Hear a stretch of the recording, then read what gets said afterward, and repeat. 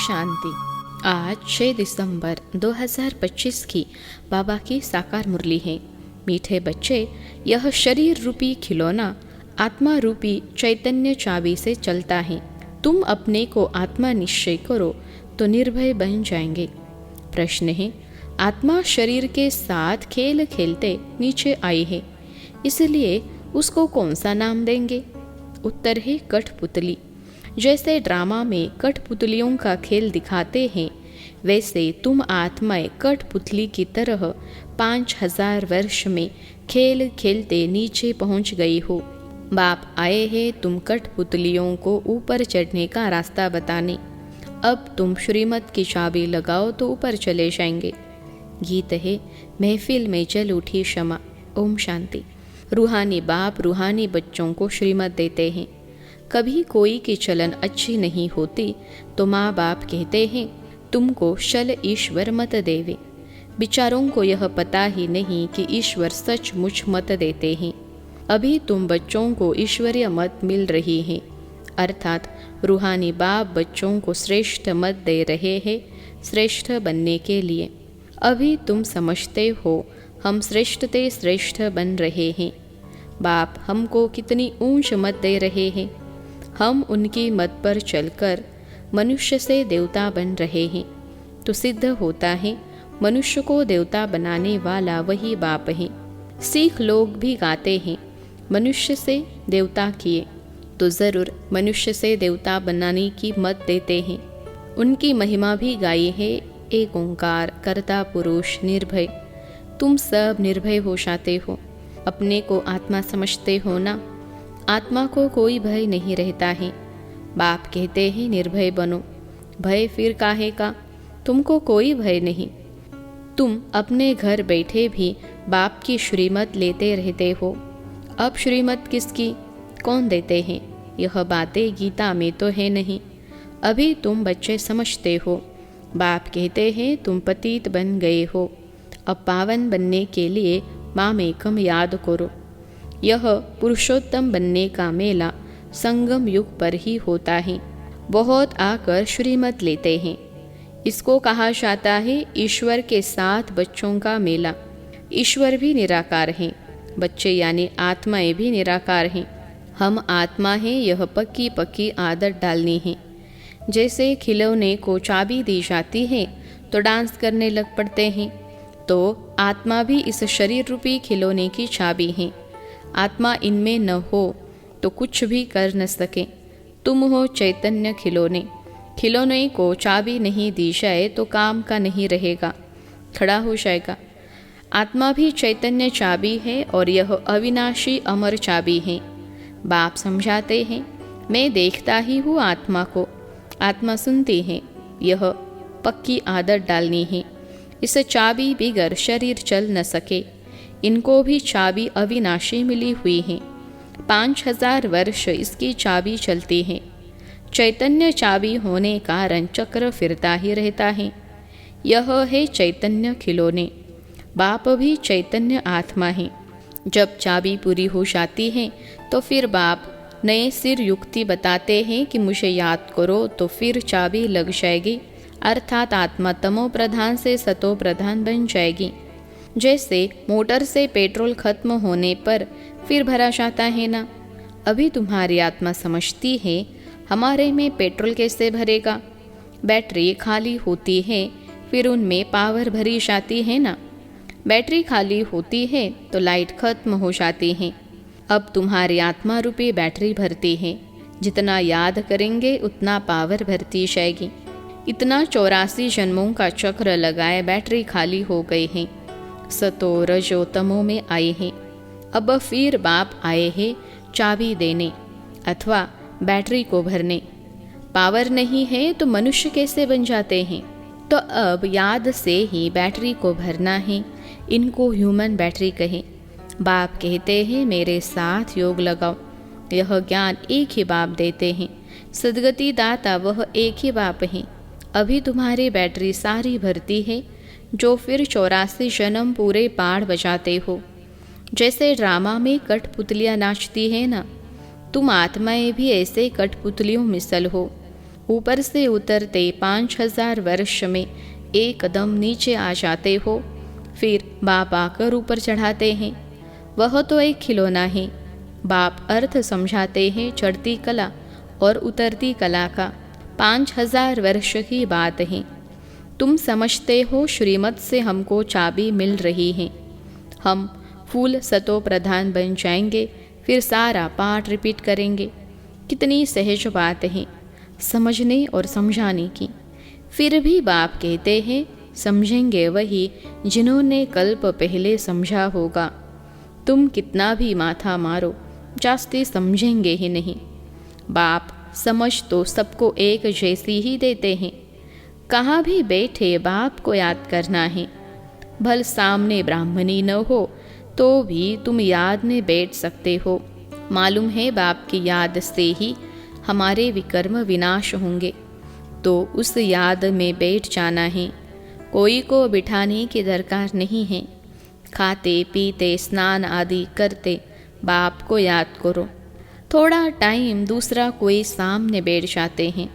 ऐसे नहीं कि वह मदद करते हैं, तुमको नहीं। हर एक को अपने को ही मदद करनी है।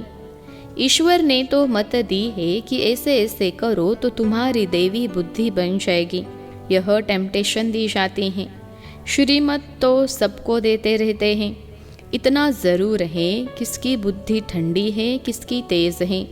पावन के साथ योग नहीं लगता तो बैटरी चार्ज नहीं होती। बाप की श्रीमत नहीं मानते हैं, योग लगता ही नहीं। तुम अभी फील करते हो हमारी बैटरी भरती जाती है। तमो प्रधान से सतो प्रधान तो ज़रूर बनना है। इस समय तुमको परमात्मा की श्रीमत मिल रही है। यह दुनिया बिल्कुल नहीं समझती। बाप कहते हैं मेरी इस मत से तुम देवता बन जाते हो। इससे ऊंच चीज़ कोई होती नहीं।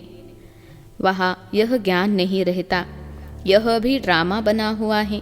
तुमको पुरुषोत्तम बनाने के लिए बाप संगम पर ही आते हैं, जिनका फिर यादगार भक्ति मार्ग में मनाते हैं। दशहरा भी मनाते हैं ना। जब बाप आता है तो दशहरा होता है। 5000 वर्ष बाद हर बात रिपीट होती है। तुम बच्चों को ही यह ईश्वरीय मत अर्थात श्रीमत मिलती है, जिससे तुम श्रेष्ठ बनते हो। तुम्हारी आत्मा सतो प्रधान थी, वह उतरते उतरते तमो प्रधान भ्रष्ट बन जाती हैं। फिर बाप बैठ ज्ञान और योग सिखलाकर सतो प्रधान श्रेष्ठ बनाते हैं। बतलाते हैं तुम सीढ़ी कैसे नीचे उतरते हो। ड्रामा चलता रहता है। इस ड्रामा के आदि मध्य अंत को कोई भी जानते नहीं है। बाप ने समझाया है, अब तुमको स्मृति आई है ना। हर एक के जन्म की कहानी तो सुना नहीं सकेंगे, लिखी नहीं जाती जो पढ़कर सुनाई जाए। यह बाप बैठ समझाते हैं। अभी तुम सो ब्राह्मण बने हो, फिर सो देवता बनना है। बाप ने समझाया है, ब्राह्मण देवता क्षत्रिय तीनों धर्म में स्थापन करता हूँ। अभी तुम्हारी बुद्धि में है हम बाप द्वारा ब्राह्मण वंशी बनते हैं, फिर सूर्यवंशी चंद्रवंशी बनेंगे। जो नापास होते हैं वह चंद्रवंशी बन जाते हैं। किसमें नापास? योग में। ज्ञान तो बहुत सहज समझाया है। कैसे तुम 84 का चक्र लगाते हो। मनुष्य तो 84 लाख कह देते तो कितना दूर चले गए हैं। अभी तुमको मिलती है ईश्वरीय मत। ईश्वर तो आते ही है एक बार, तो उनकी मत भी एक बार ही मिलेगी। एक देवी देवता धर्म था, जरूर उनको ईश्वरीय मत मिली थी। उसके आगे तो हुआ संगम युग। बाप आकर दुनिया को बतलाते हैं, तुम अब बदल रहे हो। इस समय तुमको बाप बतलाते हैं। तुम कहेंगे कल्प कल्प हम बदलते आए हैं, बदलते ही रहेंगे। यह चैतन्य बैटरी है ना, वह है जड़। बच्चों को मालूम हुआ है 5000 वर्ष बाद बाप आए हैं। श्रेष्ठ ते श्रेष्ठ मत भी देते हैं। ऊंच ते ऊंच भगवान की ऊंच मत मिलती है, जिससे तुम ऊंच पद पाते हो। तुम्हारे पास जब कोई आते हैं तो बोलो तुम ईश्वर की संतान हो ना। ईश्वर शिव बाबा है, शिव जयंती भी मनाते हैं। वह है भी सदगति दाता। उनको अपना शरीर तो है नहीं, तो किसके द्वारा मत देते हैं? तुम भी आत्मा हो, इस शरीर द्वारा बातचीत करते हो ना। शरीर बिगर आत्मा कुछ कर न सके। निराकार बाप भी आए कैसे? गायन भी है, रथ पर आते हैं। फिर कोई ने क्या बेट बनाया है। त्रिमूर्ति भी सूक्ष्म वतन में बेट दिखाया है। बाप समझाते हैं, यह सब है साक्षात्कार की बातें। बाकी रचना तो सारी यहाँ है ना। तो रचता बाप को भी यहाँ आना पड़े। पतित दुनिया में ही आकर पावन बनाना है। यहाँ बच्चों को डायरेक्ट पावन बना रहे हैं। समझते भी हैं, फिर भी ज्ञान बुद्धि में बैठता नहीं। कोई को समझा नहीं सकते। श्रीमत को उठाते नहीं तो श्रेष्ठ बन नहीं सकते। जो समझते ही नहीं वह क्या पद पाएंगे। जितना सर्विस करेंगे उतना ऊंच पद पाएंगे। बाप ने कहा है, हड्डी सर्विस में देनी है, ऑलराउंड सर्विस करनी है। बाप की सर्विस में हम हड्डी देने भी तैयार हैं। बहुत बच्चियाँ तड़पती रहती हैं सर्विस के लिए, बाबा हमको छुड़ाओ तो हम सर्विस में लग जाएं, जिससे बहुतों का कल्याण हो। सारी दुनिया तो जिस्मानी सेवा करती है, उससे तो सीढ़ी नीचे ही उतरते आते हों। अभी इस रूहानी सेवा से चढ़ती कला होती है। हर एक समझ सकते हैं, यह फलाने हमसे जास्ती सर्विस करते हैं। सर्विस से बोला अच्छी बच्चियाँ हैं तो सेंटर भी संभाल सकती हैं। क्लास में नंबरवार बैठते हैं, यहाँ तो नंबरवार नहीं बिठाते हैं, पंख हो जाएंगे। समझ तो सकते हैं ना, सर्विस नहीं करते तो ज़रूर पद भी कम हो जाएगा। पद नंबरवार बहुत है ना, परंतु वह है सुख धाम, यह है दुख धाम। वहाँ बीमारी आदि कोई होते नहीं। बुद्धि से काम लेना पड़ता है। समझना चाहिए, हम तो बहुत कम पद पा लेंगे क्योंकि सर्विस तो करते नहीं हैं। सर्विस से ही पद मिल सकता है। अपनी जांच करनी चाहिए। हर एक अपनी अवस्था को जानते हैं। मम्मा बाबा भी सर्विस करते आए हैं। अच्छे बच्चे भी हैं, भल नौकरी में भी है। उनको कहा जाता है हाफ पे पर भी छुट्टी लेकर जाए, सर्विस करो, हर्जा नहीं है। जो बाबा के दिल पर सुताउसी तख्त पर बैठते हैं, नंबरवार पुरुषार्थ अनुसार ऐसे ही विजय माला में आ जाते हैं। अर्पण भी होते हैं, सर्विस भी करते हैं। कोई तो भल अर्पण होते हैं, सर्विस नहीं करते तो पद कम हो जाएगा ना। यह राजधानी स्थापन होती है श्रीमत से, ऐसा कभी सुना? अथवा पढ़ाई से राज्य स्थापन होती है, यह कभी सुना, कभी देखा? हाँ, दान पुण्य करने से राजा के घर जन्म ले सकते हैं, बाकी पढ़ाई से राजाई पद पाए ऐसा तो कभी सुना नहीं होगा, किसको पता भी नहीं। बाप समझाते हैं, तुमने ही पूरे 84 जन्म लिए हैं, तुमको अब ऊपर जाना है बहुत इजी। तुम कल्प समझते हो नंबरवार पुरुषार्थ अनुसार। बाप याद प्यार भी नंबरवार पुरुषार्थ अनुसार देते हैं। बहुत याद प्यार उनको देंगे जो सर्विस में हैं। तो अपनी जांच करनी है कि मैं दिल पर चढ़ा हुआ हूँ, माला का दाना बन सकता हूँ। अनपढ़े ज़रूर पढ़े हुए के आगे भरी ढोएंगे। बाप तो समझाते हैं बच्चे पुरुषार्थ करें, परंतु ड्रामा में पार्ट नहीं है तो फिर कितना भी माथा मारो चढ़ते ही नहीं। कोई न कोई ग्रहचारी लग जाती हैं। देह अभिमान से ही फिर और विकार आते हैं। मुख्य कड़ी बीमारी देह अभिमान की है। सतयुग में देह अभिमान का नाम ही नहीं होगा, वहाँ तो है ही तुम्हारी प्रारब्ध। यह यहाँ ही बाप समझाते हैं। और कोई ऐसी श्रीमत देते नहीं कि अपने को आत्मा समझ मामेकम याद करो। यह मुख्य बात है। लिखना चाहिए, निराकार भगवान कहते हैं मुझे एक को याद करो, अपने को आत्मा समझो, अपनी देह को भी याद नहीं करो। जैसे भक्ति में भी एक शिव की ही पूजा करते हो, अब ज्ञान भी सिर्फ मैं ही देता हूँ, बाकी सब है भक्ति। अव्यभिचारी ज्ञान एक ही शिव बाबा से तुमको मिलता है। यह ज्ञान सागर से रत्न निकलते हैं, उस सागर की बात नहीं। यह ज्ञान का सागर तुम बच्चों को ज्ञान रत्न देते हैं, जिससे तुम देवता बनते हो। शास्त्रों में तो क्या क्या लिख दिया है। सागर से देवता निकला फिर रत्न दिया। यह ज्ञान सागर तुम बच्चों को रत्न देते हैं। तुम ज्ञान रत्न चूकते हो। आगे पत्थर चूकते थे तो पत्थर बुद्धि बन पड़े। अब रत्न चुगने से तुम पारस बुद्धि बन जाते हो, पारसनाथ बनते हो ना। यह पारसनाथ लक्ष्मी नारायण विश्व के मालिक थे। भक्ति मार्ग में तो अनेक नाम अनेक चित्र बना रखे हैं। वास्तव में लक्ष्मी नारायण व पारसनाथ एक ही हैं। नेपाल में पशुपति नाथ का मेला लगता है, वह भी पारसनाथ ही है। अच्छा, मीठे मीठे सिखलते बच्चों प्रति माता पिता बाप दादा का याद प्यार और गुड मॉर्निंग। रूहानी बाप के रूहानी बच्चों को नमस्ते। हम रूहानी बच्चों की सिखलते रूहानी माता पिता बाप दादा को याद प्यार, गुड मॉर्निंग और नमस्ते धारणा के लिए मुख्य सार।